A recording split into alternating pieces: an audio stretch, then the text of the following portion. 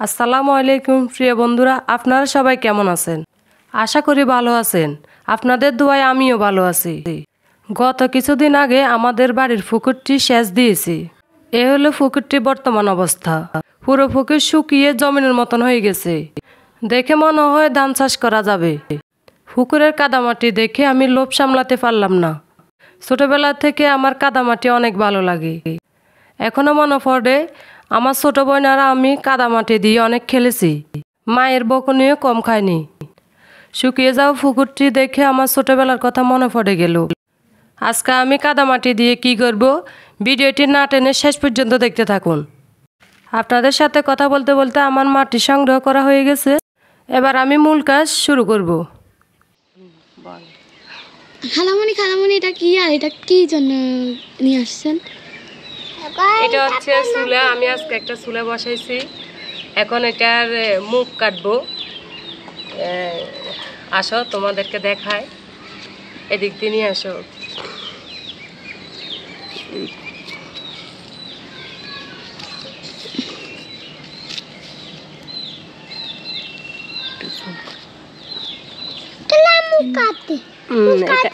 এখানে এটা কাটতে হবে, না কাটলে আমি রান্না কিভাবে করব?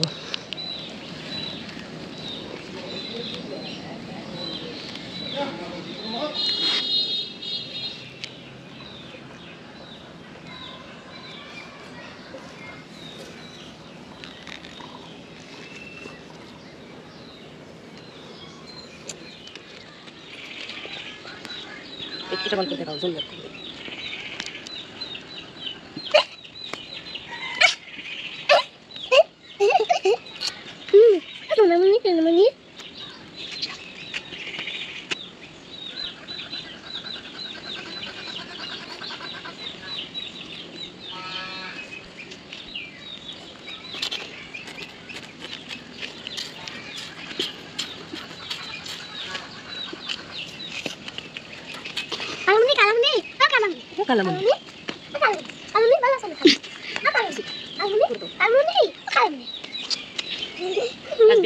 এরকম আছে আমার চুলা। তুমি তো সুন্দর ছিল না বাবা।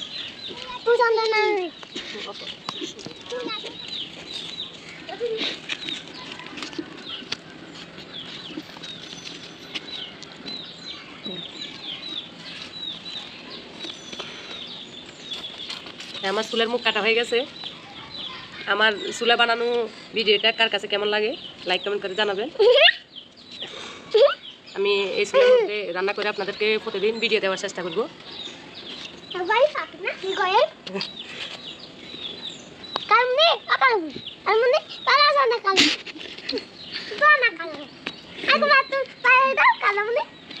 তুমি কি অনেক দুষ্ট হয়েছো?